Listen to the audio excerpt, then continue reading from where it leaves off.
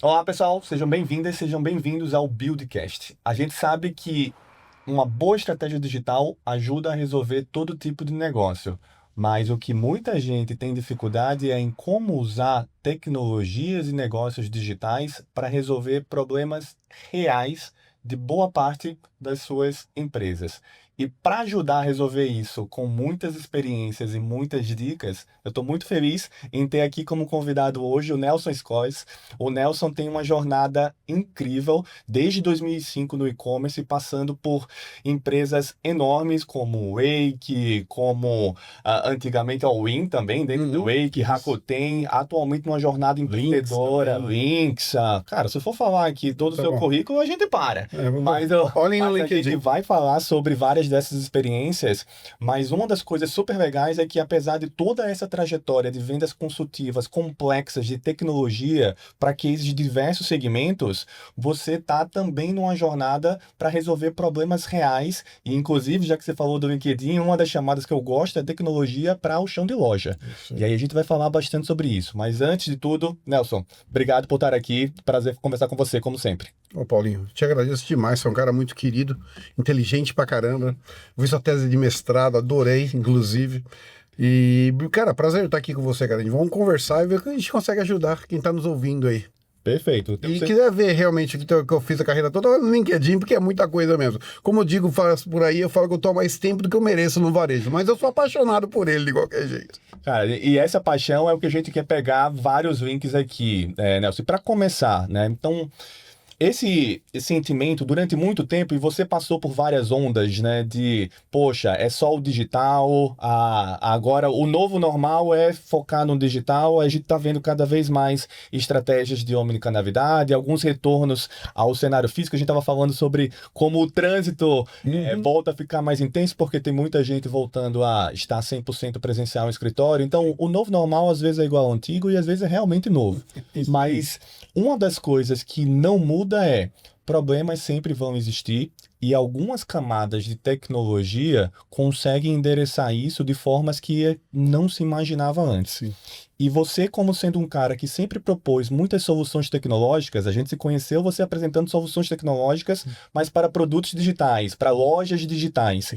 E o primeiro ponto aqui é como é que você enxerga, sobretudo com a sua última experiência, explica um pouco melhor sobre ela, como é que a tecnologia consegue endereçar problemas reais, principalmente onde os negócios em volume são onde mais acontecem, que são as lojas físicas. Como é que a gente consegue ter o digital apoiando o problema real? É.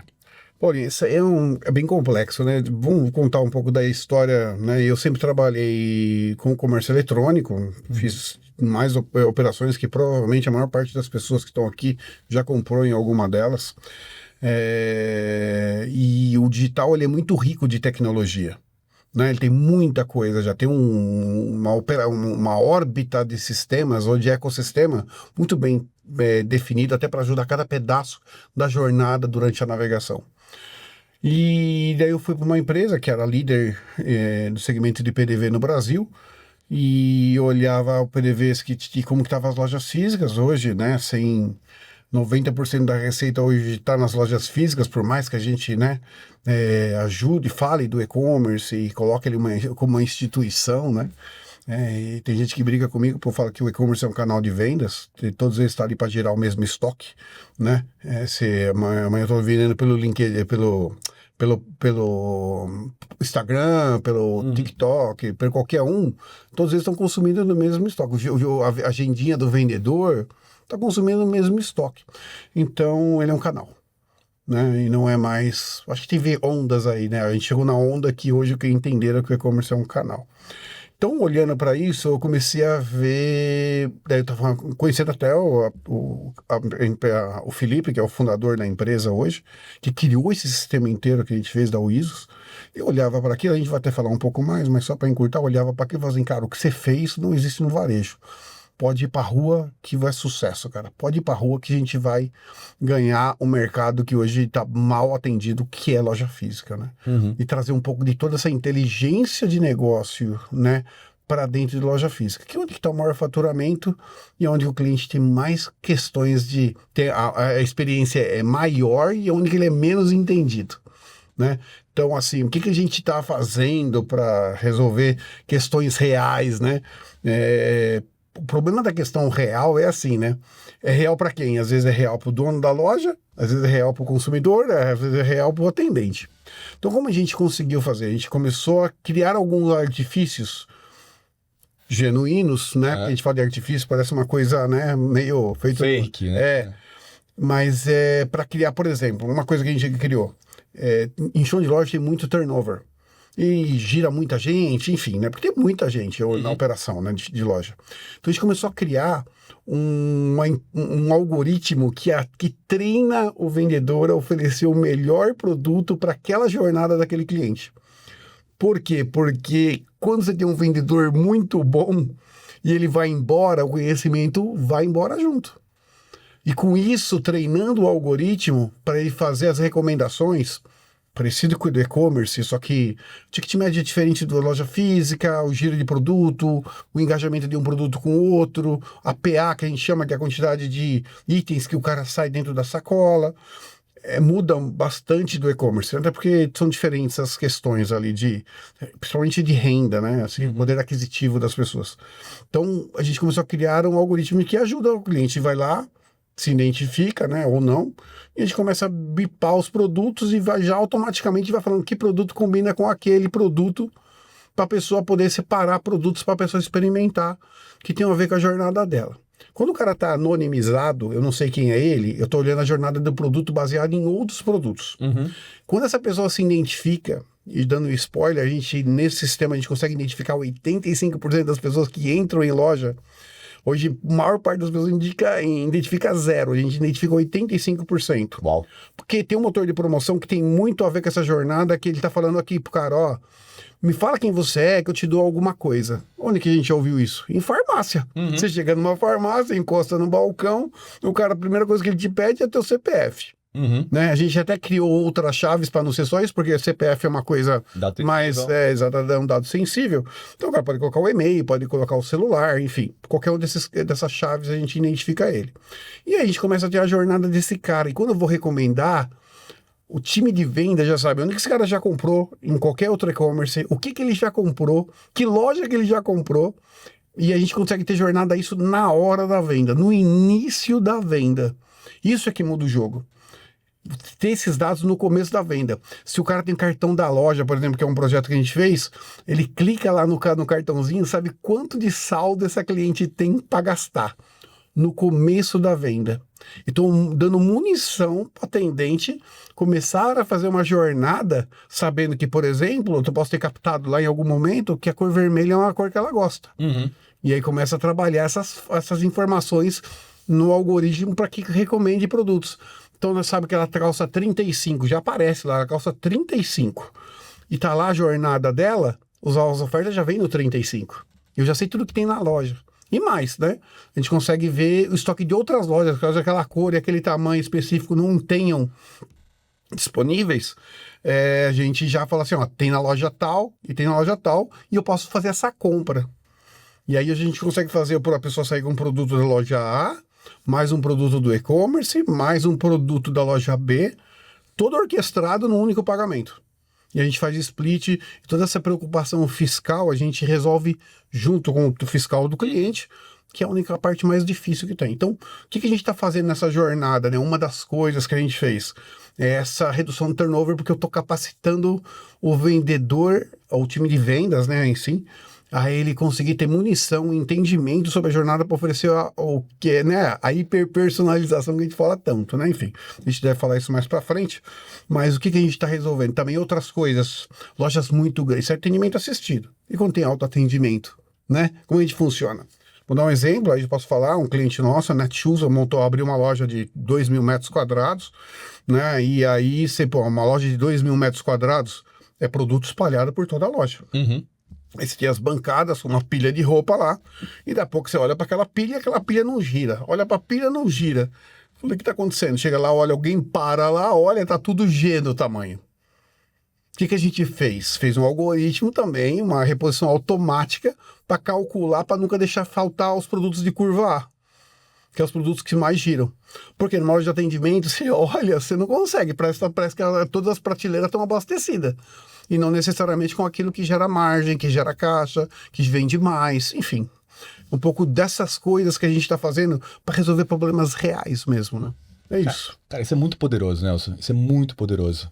Eu até estava vendo recentemente, né, os dados do e-commerce brasileiro. Então, esse gancho, quando traz o poder da loja, só para dar uma dimensão, a gente está falando de... Hoje, 60% da população brasileira fez uma compra em e-commerce no ano passado. Né? 120 milhões dos 212 milhões de brasileiros do último censo fizeram uma compra, de acordo com o relatório Web Shoppers da Nielsen e Ebit.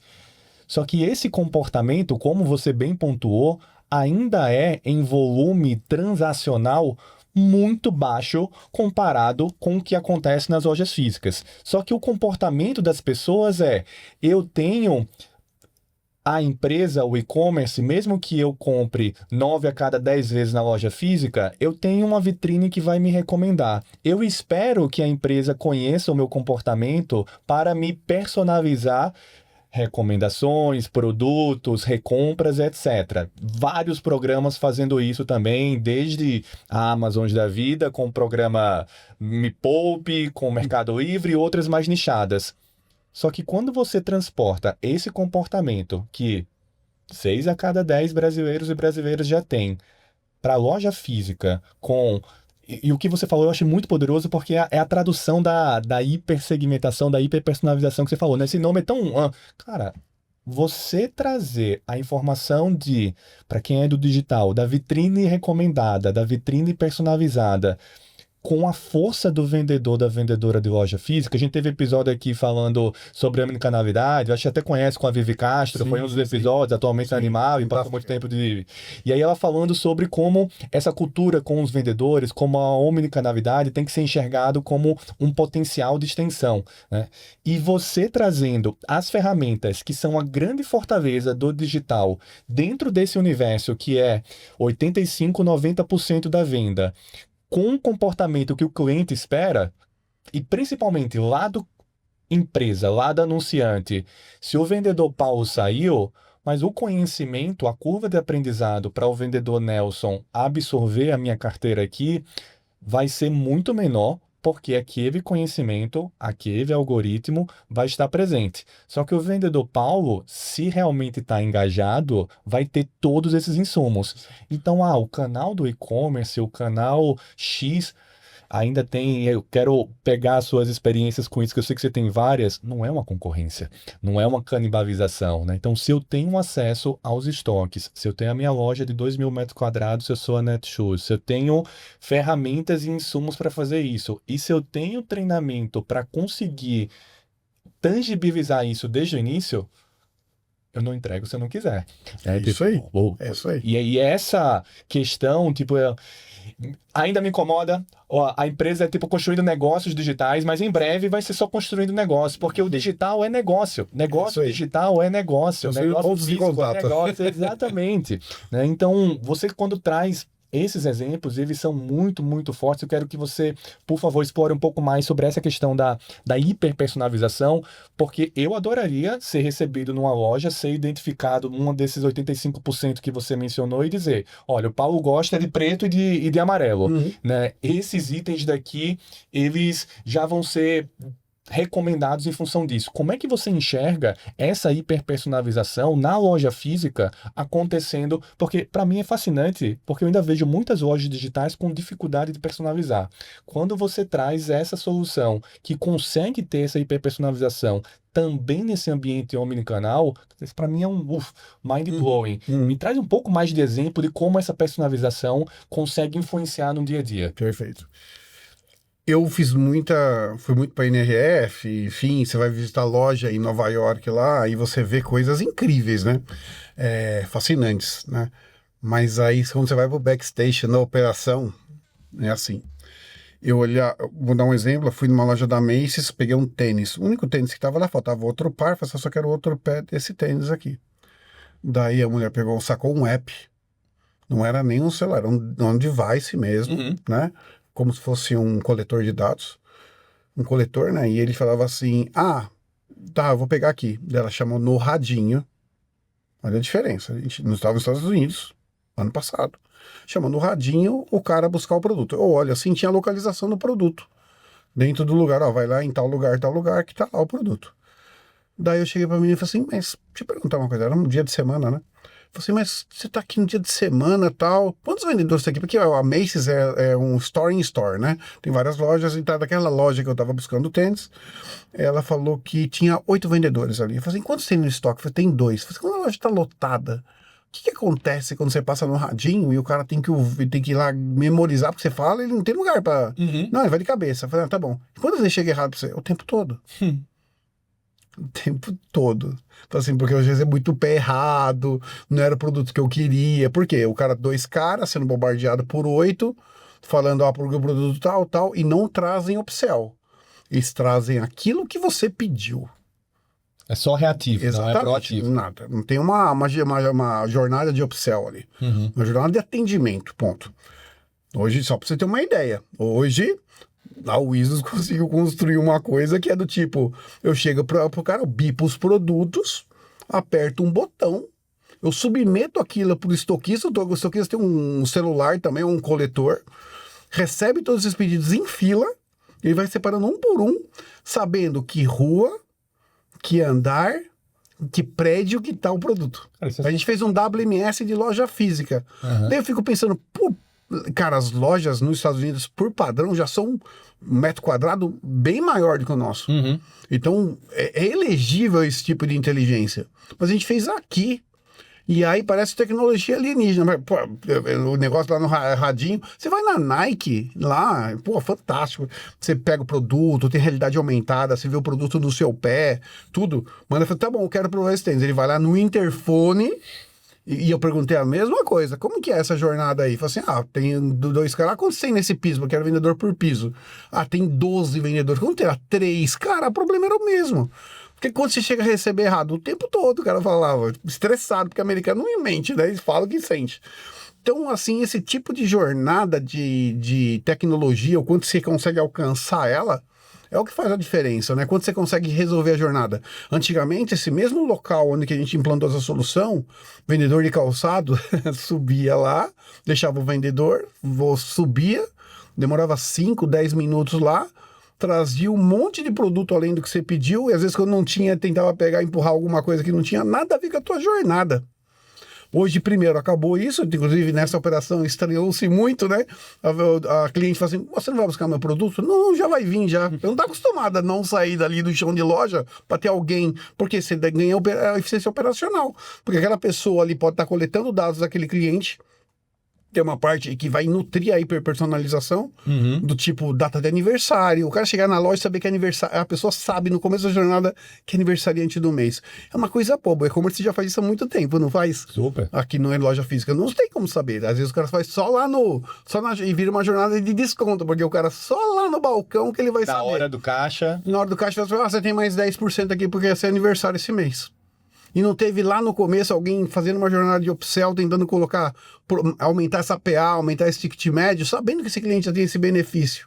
Entendeu? Nelson, isso, só um parênteses, é tão forte porque esse comportamento de, por exemplo, a gente já teve uma experiência juntos trabalhando na Vivara como fornecedor cliente, e a Vivara, esse comportamento de a vendedora que está atendendo está fazendo o perfilamento, o Progressive Profiling, é para você, é para parceira, é para isso, Sim. e a estoquista, né, tipo, tem mas você não tem a saída da pessoa atendendo rompendo essa jornada, essa experiência. E o que você está trazendo isso pode ser aplicado para todos os tickets, porque outras empresas em que o vendedor, a vendedora precisa sair para pegar o estoque, para voltar, e aqueles 10, 15 minutos, isso a gente vê em várias lojas, você está dizendo, cara, isso não precisa acontecer. Né? Então, as vendas consultivas, seja de uma Vivara, seja de uma loja Apple, que já tem esse cenário de eu não estou distanciando aqui porque as pessoas vão trazer, você possibilita essa venda consultiva de ticket médio alto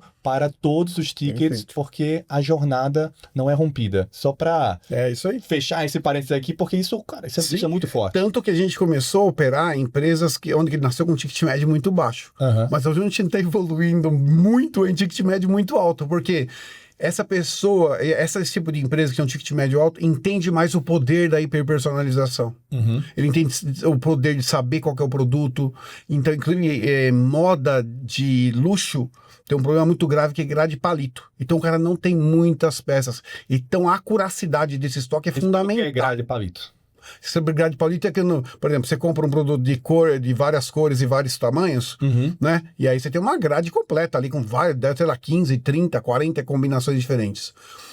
Em loja de luxo, o cara não consegue comprar tudo isso aí, porque cada peça é muito cara. Então ele cobra só o miolo de grade, poucas cores, poucos tamanhos, muito diferente do que o cara é capaz de fornecer lá na Dior, na Chanel, por exemplo. O cara fornece muito mais opções. Mas o cara vai tentando entender o público dele, só que sobra poucas peças.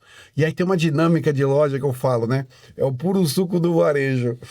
As vendedoras de loja de luxo, o que elas fazem? Elas pegam essas peças, sabendo que a cliente dela está indo lá para experimentar as peças, elas guardam as peças e levam. Aí, numa loja que a gente foi, atrás das cadeiras, as vendedoras lá tem mesa de trabalho. É diferente, é outra realidade. Outra realidade. Eles vão atender os caras na loja, mas quando volta tem uma mesa. E aí o que acontece? Elas guardavam essas roupas. Só que essas roupas estavam sendo compradas. Às vezes essa roupa já tinha sido vendida no e-commerce. E ela tá lá, você arrancava de dentro do estoque para poder nutrir para a cliente dela vir experimentar aquele produto lá em algum horário. Então o que a gente resolveu? Eu falei assim, tudo bem, você quer tirar de lá? Tudo bem, pode tirar, só bipa a peça. Quando eu bipo a peça, eu consigo saber, pô, tá em zero de estoque, então significa que tá empenhada em uma venda. Você não deve tirar aquela peça de lá, entendeu? Pense em outra coisa, aquela já foi vendida. E qual que é o problema de loja luxo hoje? Ruptura. E aí, ruptura? Você deixar insatisfeito um cliente normal, né? Já é horrível. Já é horrível. Um cara desse, que tem esse poder aquisitivo, cara, é destrutivo para a marca, né? Então, pô, é isso o cara já... Por isso que o mercado de luxo entendeu mais o que é o poder de ter uma curiosidade alta de estoque e, ao mesmo tempo, você tem esse atendimento personalizado, né? Tanto que, normalmente, numa loja de luxo, eles atendem com celular ou tablet, né? Então, porque eles estão coletando dado o tempo todo daquele cliente. E aí, no caso, esses clientes são 100% identificáveis. Você sabe quem são esses clientes, né? Então, você conseguir manter essa jornada de conhecer o seu cliente de novo e vendedor dessas lojas é diferente de uma loja de turnover de loja, né, 5, 6 meses, o tempo que esse cara fica na loja, né? Uma loja de luxo que ela fica 7, 8 anos, 10 anos. Exatamente. Mas se você perde aquele cara, nossa, o cara não leva, ele leva toda a carteira junto. Ele não leva só o conhecimento. É outro nível de engajamento com o cliente. Então, se ele for lá, ele leva tudo da operação. Se for uma loja concorrente, nossa, é muito complicado. Mas o que ele deixou de legado? Toda a inteligência desse cliente. Tudo por onde que ela compra, o que ela compra, o que ela gosta. Então a gente começou a deixar esse dado dentro da operação. Estou deixando um legado para a companhia. Porque a tecnologia está deixando esse legado. Ah, é igual o vendedor? Não, mas um ponto de partida para o cara, ele não sai do zero para tentar entender aquele cliente. Ele sai da página 40 do livro daquele cliente, entendeu? É essa curva de aprendizado que a gente está vendendo. Lembra de novo, né? A gente começou, miramos numa coisa e acertamos outra. Mas isso é incrível porque, de novo, você está resolvendo o problema, né, Nelson? Então, tipo, esses problemas, e eu acho fascinante porque você fala de uma forma didática que, se a gente fosse colocar as siglas do que você envolveu aqui, você mencionou sobre o WMS, Isso. eu vou pedir até para você Tá bom. explicar um pouco disso. Então, olha, esse comportamento que é mais comum em operações maduras no digital, a gente está conseguindo tangibilizar aqui no mundo físico. Então, algumas coisas que você falou que, para mim, tipo, estão fazendo a conexão de digital e eu acho ainda mais fascinante fascinante oferecer isso na loja física. Então, gerenciamento de estoque com WMS. Isso aí. Né? Você falou sobre a questão das múltiplos pontos de retirada das lojas físicas Exato. com OMS. Isso aí. E aí você falou sobre a jornada de relacionamento com os clientes com o CRM. Isso aí. Cara, tudo isso, né? A gente fica falando isoladamente, tem uma solução, tem uma ferramenta, mas no final como é que eu garanto a melhor experiência possível para diminuir essas fricções. Isso aí. Então, como é que você, Exato. já explicando esse cenário, porque aí fica, precisa de um OMS, um WMS. Cara, como é que você consegue traduzir isso tudo numa jornada de cliente? Precisa envolver vários aspectos, e desses aspectos, na loja física, a gente está endereçando dessa forma. Como é Perfeito. que é essa? Vamos tentar explicar rapidamente. Por favor. O OMS é o Order Management System. O que ele está ali? Ele está fazendo gerenciamento do pedido, para saber que loja que está mais adequada a receber aquele pedido para fazer uma operação tipo from, que é quando o pedido chega numa loja, a loja vai despachar isso para casa do cliente, ou de pick up in store, que o cara vai só lá passar para retirar. Certo. Né? O WMS é o Warehouse Management System. Ele está localizando o armazém, né? Identificando e endereçando. Lá você entra no armazém, normalmente o armazém tem coordenadas. Qual é a rua, qual é o prédio, qual é o andar. Para quê? Para que você, quando você fazer toda a parte de abastecimento de uma outra loja, o cara rapidamente sabe se localizar. Tem um mapa. Exatamente. Tem um mapa e ele sabe isso aí. O que a gente fez? A gente fez uma operação muito mais otimizada para fazer em loja. Não com todas as features que tem no WMS, mas ele tem essa capacidade de ajudar a rapidamente identificar e localizar produtos. Inclusive, a gente tem hoje, na Netshoes mesmo, a gente endereça arara de roupa. Cara, Então, isso é impressionante. isso é só um pouquinho das tecnologias, né? Então, mas no final do dia, tecnologia é meio, né, fim. Fim são as pessoas que usam a tecnologia. E eu vou dar uns exemplos aqui muito engraçados que apareceram na minha vida. Quando a tecnologia é igual para duas empresas, elas se usam completamente diferentes. Mas quando você, por exemplo, vou dar um exemplo aqui, né? O Jack Welch. Ele é o fundador da GE, um cara 90 e poucos anos, ele me deu um exemplo que eu falei, cara... O executivo do século XX. Exatamente. O cara falou assim para mim, falou numa palestra, falando assim, olha, você quer entender o que é tirar fricção, fazer o cliente ter a melhor jornada? Ele não falou fricção. Ele falou assim, você sabe o jogo do Curry? Aquele que o cara joga, eu falo chaleirinha, os caras ficam loucos. Aquela chaleirinha no gelo, aí vem uns caras na frente varrendo. Certo. Eles vão varrendo para poder fazer esse objeto conseguir pelo melhor caminho até chegar lá no ponto que ele precisa, que é no centro do alvo. Assim, é sobre isso que é tirar a fricção. Eu não sei se hoje a vassourinha, sou engenheiro de formação, mas não sei se a vassourinha tira ou gera fricção. Eu não sei. Porque isso não é o problema. O problema é direcionar o caminho. Às vezes você precisa criar uma fricção para não fazer o cara chegar num caminho que ele pode bater numa rua sem saída. Então você cria uma fricção ali, cria outra aqui para poder gerar o caminho. Então não é sobre fricção, é sobre a jornada. Então, assim, só pra gente tirar. É um cara de 90 e poucos anos que falou isso pra gente, tá? 90 e poucos anos. O cara tem. Então, aí vamos lá, de novo, né? OMS. Duas empresas, que provavelmente a maior parte das pessoas que eu conheço já comprou. Empresa A decidiu assim, OMS é assim, chegou um pedido da loja, lembra? Chegou um pedido do e-commerce, você tem a magia lá, que é um negócio mágico mesmo. Você abre uma loja no shopping, 10 horas da manhã, liga o PDV, tem 100 pedidos para separar sem ter um cliente na loja. Isso é mágico. Só que alguém tem que resolver isso. Aí você começa a pegar as pessoas de loja para fazerem a coleta dos produtos. Aí você tem que criar uma jornada do cara que está com o chapéu de vendedor dentro da loja, ser um operador de centro de distribuição, de CD. Porque ele vai ter que ir lá pegar os produtos, separar os produtos, vai lá com o romaneio ou com o coletor, pegar os produtos, separa, leva para a mesa de picking lá, né? Você transforma isso igual no e-commerce, né? Pega uma mesa de picking, o cara bipa os produtos para emitir a nota fiscal, emitir as etiquetas e embalar, colocar numa gaiola de coleta, para ser pick-up ou não importa, né? E vai deixar tudo isso pronto. Só que você tem uma pessoa que é um vendedor, tem que fazer essa função.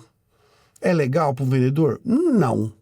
O que a empresa A decidiu fazer? Olha, todas as comissões que chegarem, todas as vendas, a comissão vai ser dividida entre todos. Porque a gente vai fazer uma escala e todo mundo vai fazer um pouco dessa jornada e dividir esse bolo, porque todo mundo está trabalhando em prol dela, então o cara não está fazendo de graça. Tem uma comissão que está vindo ali, baseada nessas vendas. beleza? Certo. E loja B. O mesmo produto tecnológico, o mesmo. Né? O mesmo produto. O AMS nessa loja. Chegou lá, mesma jornada. Chega pedido em loja. O que decidiram fazer na loja B? O pior vendedor do dia anterior vai ter que separar os pedidos do dia seguinte. Vocês entenderam? Porque tecnologia é meio e não é fim? E não é por causa não é nem mais uma questão de quem está na base, é quem decide o processo. O processo virou uma punição no lugar do canal adicional. Adivinha quem é que dava mais ruído? Etiqueta torta, chegava o produto de qualquer jeito, e voltava o produto, o nível de devolução comparando as duas lojas era muito maior na loja B, porque o cara estava fazendo uma punição, e não porque era parte de um processo da companhia. Eu já vi empresas, a gente fez um e-commerce uma vez, e o cara que vendia mala de viagem e bolsa. Empresa grande aí também. Eles colocaram um totem dentro da loja. Porque como tem uma cubagem muito grande, o cara não consegue ter todos os produtos dentro da loja. Então, o cara quer essa mala grande, só que eu quero o verde, eu não quero o amarela. Você tem? Tenho aqui no e-commerce. O cara ia no e-commerce, fechava o pedido. Ok. Beleza? E fazia o pedido numa tela que tinha dentro da loja. Quanto que o vendedor ganhava de comissão? 0. O que acontecia com o totem todos os santos dias? Estava desligado. Você não colocou o cara no jogo, perdeu. Essa é a questão. A tecnologia está aí. Mas se você não consegue educar as pessoas e fazer elas adotarem com algum propósito, nem que seja financeiro, você perdeu. Aí é muito difícil mesmo de você conseguir. Adoção de tecnologia, vou dar um exemplo. Você mesmo quando você coloca uma tecnologia dessa, que fala pro cara que, olha, ele comprou no e-commerce esses produtos, ele tem quantos anos, faz aniversário, comprou na loja B outros produtos, e agora ele tá na loja C aqui na tua frente, ainda tem problema de adoção daquilo tudo. Então, como você faz a pessoa entender que aquilo vai fazer ela vender mais e melhor, e gerar uma fidelidade desse cliente que todo mundo busca com outros artifícios como cashback, essas coisas, em vez de tratar bem o cliente. Mas tudo bem, são artifícios também, funcionam. Mas tratar bem o cliente é o melhor mecanismo de fidelidade que você tem. Mas mesmo assim tem problema de adoção. E aí que acontece, né? Aí um pequeno... De novo, numa palestra na NRF, uma menina, não vou lembrar o nome dela agora, estava nas 30 pessoas mais influentes abaixo de 30 anos, daquele ano, da Forbes, e ela falou assim, olha, ela ensinando a geração dela como que compra. Eu falei assim, nunca foi sobre selling, é sobre storytelling. E daí eu falava assim, e ela falou assim, tem um dado aqui, ó, 36% da face da Terra é geração milenial. A gente vai ter a Alpha, que daqui 6 anos está no mercado de trabalho. Era 8 na época que eu vi, agora são 6. Né? E vai ser mais de 56% da face da Terra são pessoas mileniais e geração Alpha. Você sabe vender para eles? E aí tem um problema, que você tem um cliente da geração Alpha e milenial, e Z, né? Z e Alpha, junto com os atendentes que são dessa geração também.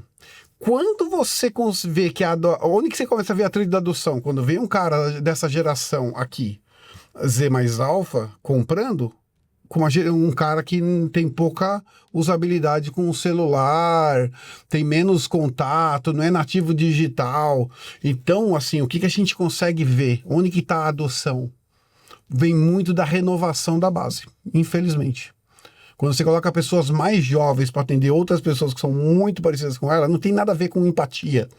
Tem a ver com a adoção mesmo da tecnologia. Aí essa tecnologia voa, porque a pessoa já vive com o celular, é quase um sexto dedo da mão, né, deles, e eles já estão com isso muito claro na cabeça deles. Então, eles conseguem fazer essa jornada mais fácil e a adoção mais fácil, e eles conseguem entender o poder de ser remunerado melhor. Você entendeu que a adoção veio antes da capacidade de ser remunerado? Porque quando você coloca a remuneração só pela remuneração, mas usa essa ferramenta, você tem 2 caminhos. Ou você gera processo top-down, stakeholder vai lá fazer, eu comprei esse negócio porque eu quero visualizar a minha operação, quero ter minha operação na minha mão, que é o que a gente consegue de fato, saber por que uma loja não vende, se é um problema de fluxo, se é um problema de produto, ou se é um problema de atendente. Aí que acontece, né? De novo, o puro suco do varejo, né? Tem muito detrator de tecnologia em chão de loja. Onde que eu vi funcionando bem isso aí? Não foi nem numa experiência recente agora, foi em outras operações. Como que a gente faz um cara, um detrator, se tornar um evangelizador? Hum, Primeira coisa que você faz, você não pega o cara que é mais engajado, aquele cara, não, vou fazer, eu quero mesmo, acho muito legal. Não, você pega o cara que não quer fazer e transforma ele num evangelizador. Você, nós vamos dar uma experiência única para você, você vai testar esse produto, porque a gente acha que você tem alto potencial para fazer esse produto performar, porque você conseguir convencer esse cara, converteu? convertir, acabou. A base vem junto, porque esse cara era o cara que fazia detratação da tecnologia, agora ele é o cara que está evangelizando. Então isso funciona bem também, né? Porque é o seguinte, de novo, lembra a história loja A, loja B, Uhum. né? Cada um tinha a mesma tecnologia, só que cada um queria gerar. Imagina a experiência, né, que a loja B estava gerando para o cliente, que é, pô, você tem que fidelizar, você quer fazer o cara fazer recompra, você quer aumentar o LTV do seu cliente, e ao mesmo tempo você está lá tratando ele mal, porque você fez um processo que era punitivo contra o outro que vamos dividir o bolo. E todo mundo ganhava junto. Então é assim, de novo, né? A tecnologia está ali para ser um aliado. Tecnologia tem muitas, mas, né?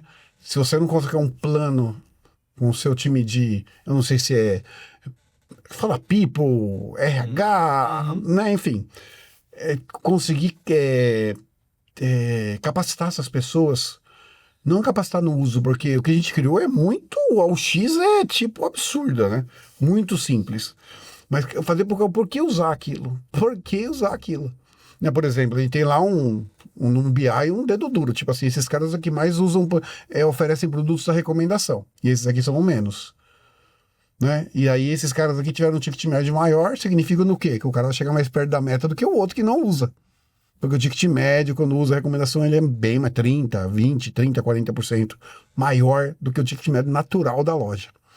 Então, o cara tem mecanismos ali para fazer a tecnologia jogar a favor dele. Então, você precisa ficar convencendo, é difícil, né? Mas, mesmo assim, você tem que falar assim, ó, pô, a Maria aqui vendeu pra caramba, a taxa de conversão dela, o ticket médio na média dela é R$ 800, o seu é, sei lá, 600.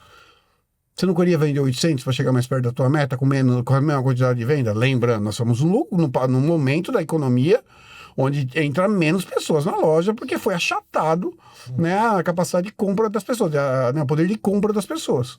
Então, cara, você tem que fazer mais com menos. E aí que tá a diferença. Você fazer mais com menos. Então, tem muito disso que a tecnologia está fazendo para poder trazer, mas enfim, de novo, né? Repetindo, quero dizer, Por favor. tecnologia é meio, né? Fim, mas enfim, fim são as pessoas que estão usando a tecnologia. É isso. Excelente, Nelson. Do lado agora da empresa, do lado do anunciante, do lojista, essa questão da cultura das pessoas, da cultura da adaptação, da tecnologia não é meio, é fim. Tipo, essa frase vai ser o tagline do episódio, né? Então, utilize a tecnologia como um meio, não por si só. Perfeito. Mas quando a gente fala do lado anunciante, do lado empresário e empresária, né? Como é que a gente consegue tangibilizar isso em números, em dados? Porque uma das coisas que o digital deixou o pessoal mal acostumado foi uma jornada mensurada de ponta a ponta. Você está trazendo vários elementos aqui que consegue auxiliar isso também agora em todos os canais, principalmente a loja física, que ainda era muito baseada em percepção, em feeling, no vendedor, vendedora, que tinha um histórico, sempre foi assim, esse é do meu jeito. Hoje você tem a oportunidade, como você exemplificou agora, de o ticket médio desse grupo de vendedores é maior do que o desse outro, então esse grupo daqui tem algo a compartilhar. Como é que a gente consegue tangibilizar isso em indicadores, em KPIs, em OKRs dentro da operação física? O que você recomenda? Uma das coisas que a gente chega pro dono do varejo, ou o stakeholder que está ali patrocinando esse processo, fala assim, hoje, se você perguntar para o seu gerente por que a loja não vende, ele vai te falar o quê? E você vai acreditar nele no que ele te falar? Daí ele fala assim, porque é o seguinte, a loja não vende por 3 grandes motivos. Como eu disse aqui, ou não tem fluxo, Uhum. ou não tem produto, ou o time não tem competência para atender esse cliente. Eu falo pro cara, eu te dou essa visão de saber Porque a gente, só para completar lá na primeira pergunta, coisas que a gente criou com inteligência artificial ou visão computacional, uma das coisas que a gente criou que a gente entrega junto com o produto é um contador de fluxo. Usando as câmeras de segurança que ele tem, quase um IoT, né? Transformou aquilo em outra coisa, além dele ser a função de ser uma câmera de segurança. Então, O analytics da loja exatamente. Então a gente sabe quantas pessoas entraram e saíram. Só isso por quê? Porque as câmeras hoje não têm competência para aguentar o software todo. O cara quer o reconhecimento facial. Cara, sua câmera não aguenta. E você não vai trocar, você é varejista, você não vai trocar sua câmera de segurança só para ter o primor de saber, tipo assim, eu quero tirar os vendedores, o rosto dos vendedores, para ele não contar. Enfim, né? Então eu tenho um contador de fluxo, então eu sei quantas pessoas entram na loja. Então estou comandando a parte de, tem fluxo a loja ou não? Endereçou o primeiro ponto. Enderecei o primeiro ponto. E aí tem um segundo ponto, que é a abordagem. No atendimento assistido, a vendedora aborda o cliente e começa um atendimento ali com o app. Então eu já estou fazendo a parte da abordagem. Tá. Então, o segundo ponto. O terceiro ponto é a experimentação. Quantas pessoas essa pessoa que começou na abordagem levou o cara para a fase de experimentação? E quantas dessa vendedora ou vendedor tirou e conseguiu fazer esse cara ir por conversão e para pagamento? Nós conseguimos fazer para o cara hoje uma coisa que ele não tem em lugar nenhum. Ele não sabe, ele sabe quantas pessoas entraram e quantas compraram, porque pode contador de fluxo tem vários por aí. Mas ele não sabe o que aconteceu no meio da loja. Tem um caso engraçado, tinha um cara, ele tinha uma rede grande de loja de material esportivo, calçado, eu não lembro o que era. E ele morava perto de uma loja dessas, que era uma loja da rede dele.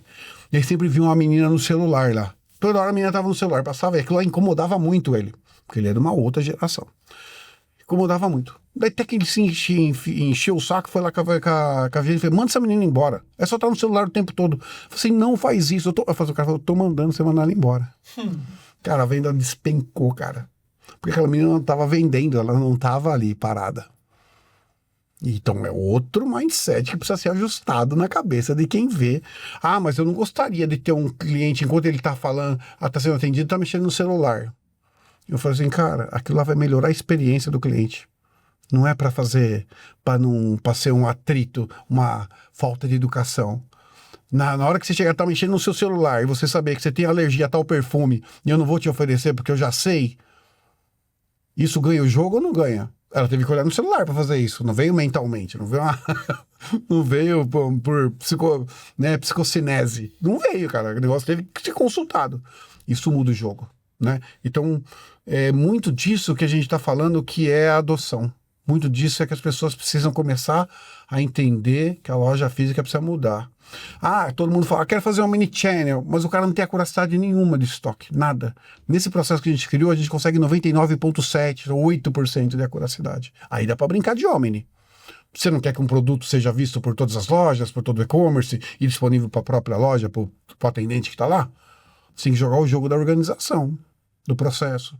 Senão você não vai ganhar esse jogo também, não. Mas é um pouco disso. Eu faço algumas mentorias, você também é professor, mentor, a gente vai falar sobre isso mais para frente, mas uma das conversas que eu tive recentemente foi dizendo, você quer ter, ainda no canal digital, você quer ter uma performance melhor no digital, deixe de olhar só para os extremos, que foi exatamente o exemplo que você passou. Muitas vezes acha que, se eu melhorar o ROAS, o retorno sobre a mídia investida de um canal para o outro, eu vou cumprir o gap da minha meta. Não, isso é um fator. Se eu olhar só o comportamento no final de quem comprou, eu vou tentar fazer um upsell para quem fez isso aqui. É importante, mas é um outro fator. Quando você falou do meio, do recheio, fala assim, olha, é um canal de vendas, né? O digital, ele proporciona uma visibilidade maior, mas ele é um canal de vendas também. E como é que você pode ter um canal de vendas efetivo se produto, estoque, curva A, grade, reposição, todas essas frentes não estão sendo administradas com o cuidado que deveriam ser feitas? Quando a gente negligencia esse meio, que foi o que você pontuou aqui, o negócio não funciona. Você pode despejar milhões e milhões a mais para aquisição, mas se o seu problema não é no fluxo, é na experiência, você vai para o saco do mesmo jeito. Então, mais um exemplo de que o digital é negócio, né? Tipo, não é algo separado, e você trazendo a tecnologia e boas práticas do digital na loja física são para trazer essa questão de resolução de problemas. E você, com uma experiência muito grande, não só aí do chão de loja via Wisos, mas com vendas consultivas complexas que você teve antes, a jornada é endereçada quando essa experiência de ponta a ponta, do início com o fluxo, do meio com a experiência, do arremate com a conversão, é bem orquestrada. Então, Isso. quando a gente está falando aqui de vendas consultivas dentro de loja física, com a tecnologia endereçando isso, a gente começa a tangibilizar que omnicanalidade, OMS, isso tudo é resolver um problema real. Você quer aumentar o same-store sales da sua loja física, uma das principais métricas, você precisa aumentar a sua eficiência operacional ou aumentar o seu fluxo. Isso aí.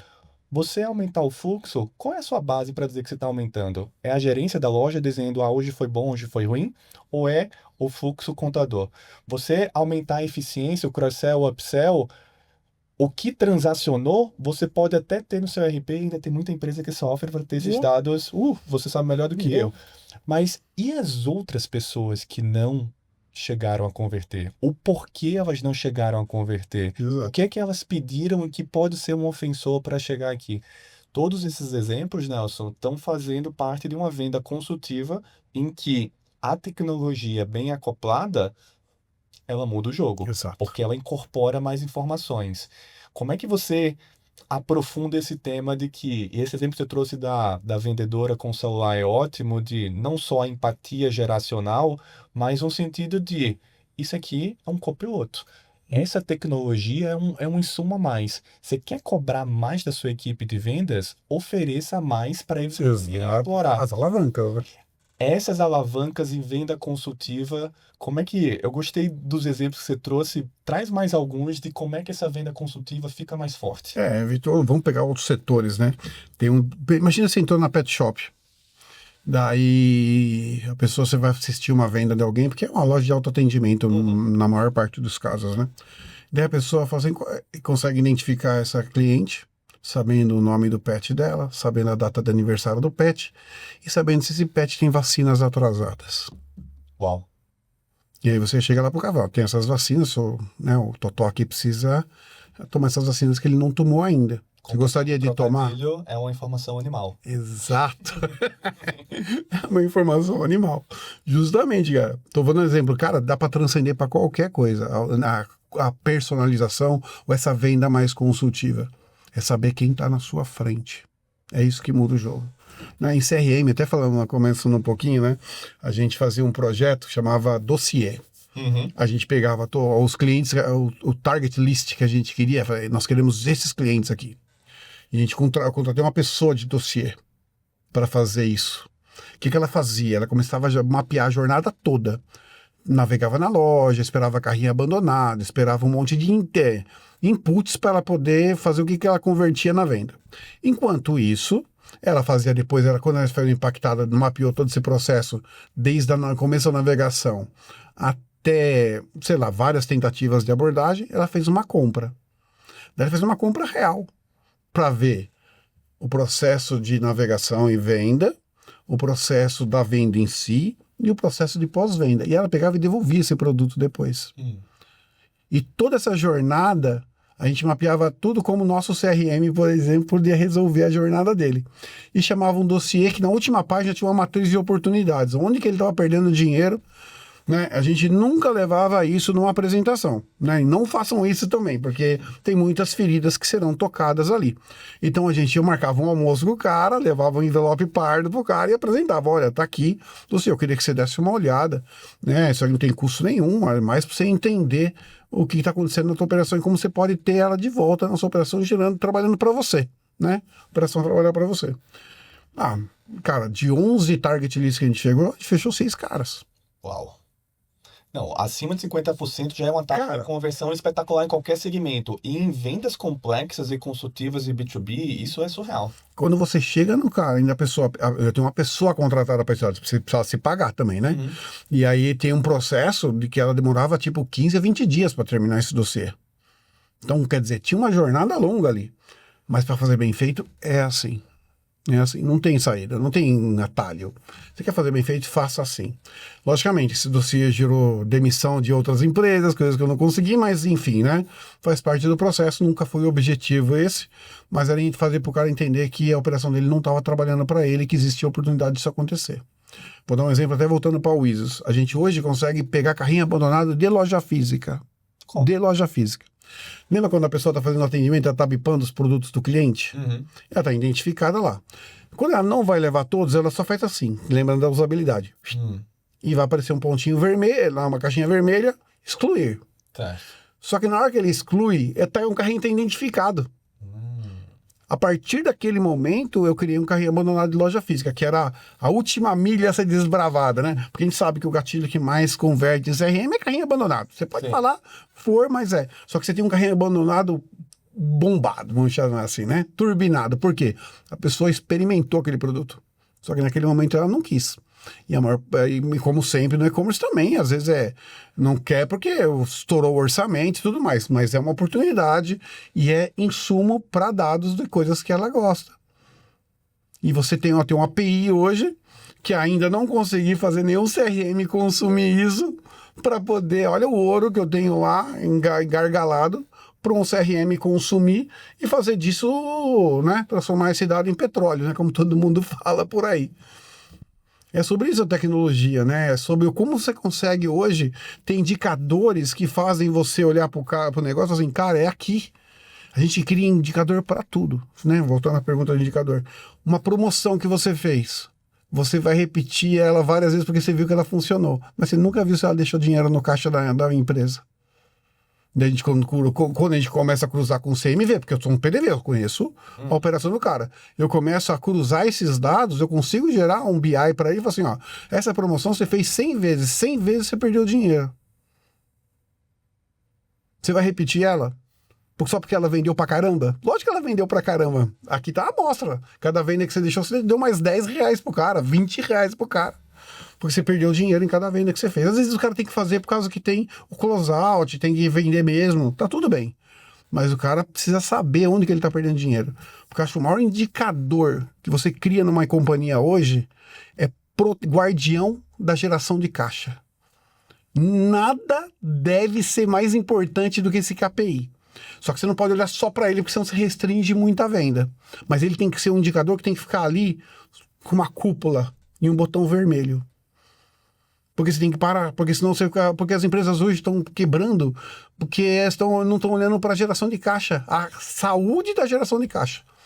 E hoje a gente coloca vários indicadores para mostrar para o cara, por exemplo, um desses, para o cara falar, você está perdendo dinheiro, para de repetir essa promoção, cara. Para de repetir essa promoção. Tipo assim, eu falo assim, os indicadores mais importantes que eu sempre recomendo para o cara fazer, qualquer coisa que seja um guardião da geração de caixa.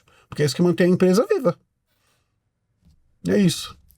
Cara, sensacional, Nelson. O que mata a empresa é falta de caixa, né? Eu sei. Eu tenho um lucro, tenho um resultado operacional, mas se o seu caixa não está coberto, 45, 60, 90 dias para recebimento, não vejo uma taxa de antecipação calculada, preciso fazer isso para ter o caixa que eu não administrei bem a saúde. O negócio mata, principalmente em segmentos como o varejo, em que sua intensa maioria já tem margens mais achatadas do que outros segmentos, e o negócio deixa de existir. O canal não funciona, a tecnologia não funciona. Começa a resolver na última milha. O problema está lá no fim, não está no começo, né? Não é um cenário de administração, é negócio geral. Né? Exatamente. Não vou colocar mais dinheiro aqui. Vou dar um exemplo besta. Na época da pandemia, teve uma questão que todas as lojas físicas fecharam e os e-commerces cresceram violentamente. Lembra dessa história? Então, o que aconteceu, né? Pega uma rede que tinha 200 lojas e tinha um e-commerce que representava 10% do faturamento. Quando fechou as lojas, as 200 lojas fecharam, o que aconteceu? Ele deixou de ganhar 200 lojas, correto? Correto. Aí o e-commerce cresceu 4, 5 vezes. Então o e-commerce era responsável por 100% da receita porque estava tudo fechado. Uhum. Mas comparativamente não tampou nem o buraco do dente. Sim. Por isso que eu estou te falando. Quando você não olha para a operação inteira, olhando o que gerou de cá, tudo bem, acho que foi o maior sinal de que as empresas precisavam digitalizar, foi o que aconteceu na pandemia. Né? Muita gente fez a coisa certa pelo motivo errado, né? Ah, minha porta está fechada, tem que fazer um e-commerce. Não, ele devia ter feito antes. Não ter feito agora porque a água bateu, né? Nas costas já, né? Então o cara precisava ter se mexido. Mas era um sinal da digitalização ali. Que ele precisava digitalizar o negócio dele, que o cliente podia ter acesso a ele. Voltamos ao mundo, né? Normal, né? Que é um novo normal, mudança de comportamento. Parece muito com o antigo em alguns casos. Exatamente, né? Uma reprise, né? Vale a pena ver de novo. Daí tá lá o e-commerce dele, começando a né, dividir de novo essa receita e representar o que ele sempre representou. Só que mudou muita coisa no consumo, no comportamento do consumidor, né? Que fez com que as pessoas não se readequassem. Onde que faltou? O cara colocar investimento, saber a hora de colocar o investimento na ponta certa.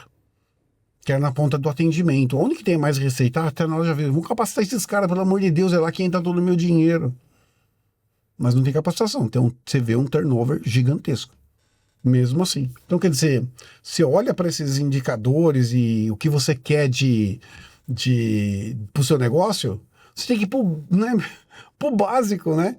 Cara, o cara no e-commerce não sabe que não tá colocando mais dinheiro. Porque o cara vai olhar, pensa numa indústria que tem um e-commerce.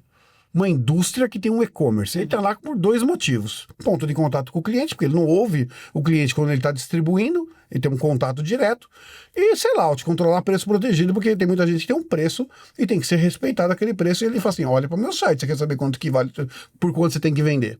São esses motivos. Só que quanto que é o e-commerce do negócio? 0, nada. 0, nada. Por quê? Porque a maior parte da venda vem da indústria, distribuição e tudo mais. Então, quando o cara olha para isso, o cara fala assim, é quase investimento de marketing. Não é investimento, não é aquilo como um negócio.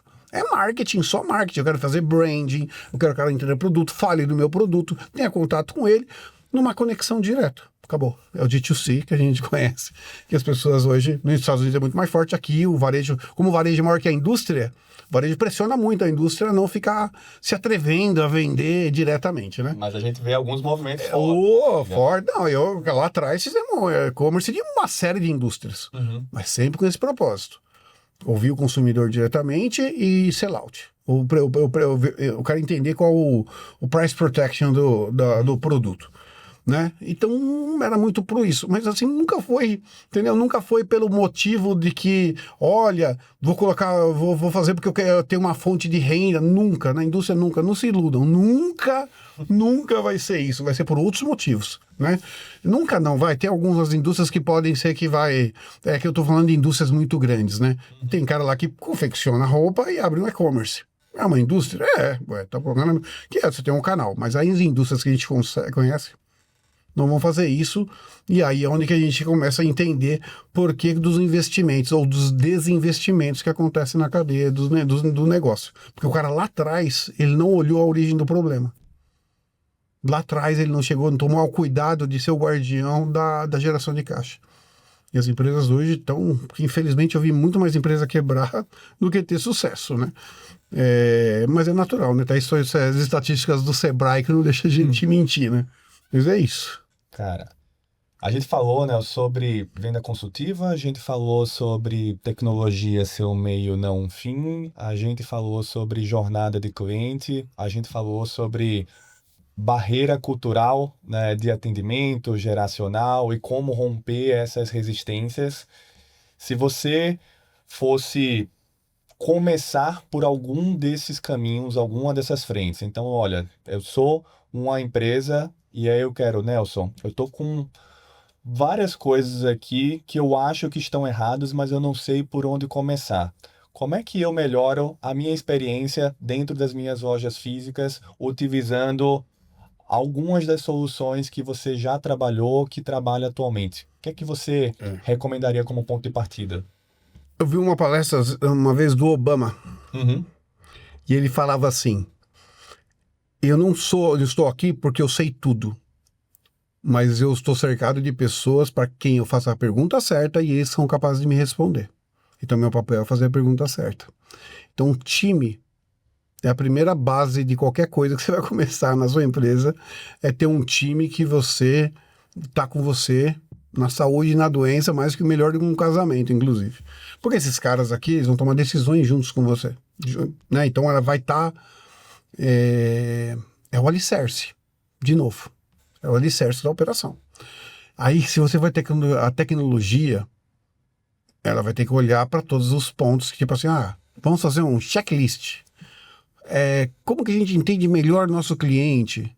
Como tem uma garantia hoje de ter uma alta curiosidade de estoque?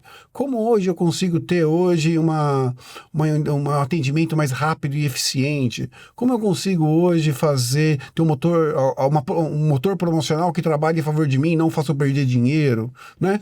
Quando o cara começa a fazer esse checklist, ele começa a ver qual a tecnologia que ele vai adotar. Lembrando, tecnologia tem que trabalhar para você, não você trabalhar para tecnologia. Lembra, por exemplo, que você falou do RP? Uhum. Eu contratei o RP porque ele faz tudo isso. Por quê? Porque eu tive que me adaptar à minha operação ao RP. Hoje, as operações são mais flexíveis do que isso. Você pode ter algo que trabalhe para você. Um exemplo bobo. A gente começou com uma operação de atendimento assistido com o estoquista. Daí a gente falou assim, pô, Netshoes falou assim, vamos fazer um projeto com a loja de autoatendimento? Vamos! A gente foi lá e fez um projeto que tem outras características de negócio, como reposição automática, porque não tem atendimento, você tem que garantir que tenha sempre produto na gôndola, produtos de curva A. Então a gente foi adaptando o cliente. Aí a gente fez um que agora é atendimento, que é a Capodarte, por exemplo, que é um de calçados, que é um atendimento assistido sem estoquista, porque ela já é muito pequena, tem poucos produtos, não há necessidade de ter o estoquista. Então a pessoa vai. Então a gente vai modulando. E aí que você começa a trabalhar pro negócio. Enquanto você fica lá querendo, tem um SAP, eu não estou nada contra, o SAP é um sistema fantástico, mas você tem que se desdobrar muito para trabalhar com ele, para ele trabalhar para você. E hoje você não precisa, até porque tem muita empresa que não tem grandes sistemas de gestão. E antigamente, eu quero dar, por exemplo, um dos checklists eu quero vender Omnichannel, né? Eu quero que a minha venda seja Omni, eu quero que o meu produto esteja disponível por qualquer canal comprar. Né, que é deveria ser um dos requisitos hoje do novo varejo. E aí, quando você começa a fazer esse checklist, você vai falar assim, qual que é a empresa que vai fazer isso? Né? Lógico, a gente criou tudo isso aqui, eu estou falando quase como uma propaganda, mas praticamente foi o que a gente cercou. E a gente vai se adaptando, porque cada cliente é uma história. Eu tenho 2 clientes que vêm vestido, e os 2 têm histórias completamente diferentes de experiência do cliente. Onde que muda o ticket médio? Nós falamos de um que tem um ticket médio de 12, 13 mil reais, outro que tem de 2, 3 mil reais. Esses caras são o mesmo cliente só porque eles vêm de vestido? Não. Aí é onde que você começa a fazer o negócio trabalhar para ele, não ele ter uma tecnologia para trabalhar, para a tecnologia ter que fazer todos os caprichos que a tecnologia está te exigindo. E sim ela começar a gerar insumo para o seu negócio. É isso, cara. Você deu insumos para pessoal de gestão de loja, você deu insumo para as empresas, e eu vou aproveitar aqui para utilizar a palavra que você colocou no início da sua resposta, que é um dos nossos quadros, que é o quadro Alicerce. Boa.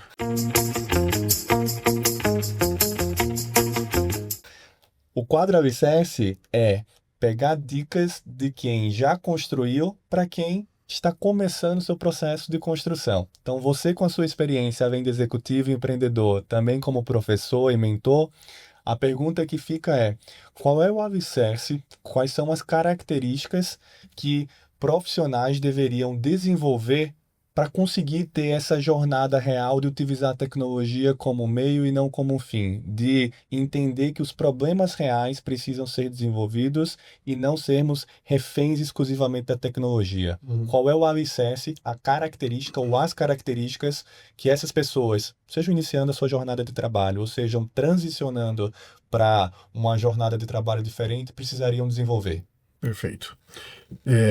Esse é um negócio bem legal, porque me toca muito, que é a educação. Né? Eu sempre tive uma paixão pela educação, e isso aí, no sentido a educação como transformação de seres humanos, né? Transformar a pessoa. Vou dar um exemplo, a gente fez um projeto agora recente com a Faculdade de Administração do Einstein, e a gente está fazendo uma mentoria lá com um projeto. E esse projeto consiste em, lembra, são alunos de graduação, eles devem estar no terceiro ano, acho. Entre 18 e 20 anos. Exatamente. E a gente jogou uma jornada assim para eles, né? Um projeto. Uma jornada digital do varejo. E a gente passou por 4 jornadas com eles. Primeira jornada, jornada do cliente. Segunda jornada, jornada do produto. Terceira jornada, jornada do atendente. E a quarta jornada, a jornada do crédito. Porque sem ele você não viabiliza a venda no varejo, com as formas de pagamento que você pode desenvolver, enfim. Então a gente criou essas 4 jornadas como um projeto desafio para eles. O que eu vi ali que vai funcionar?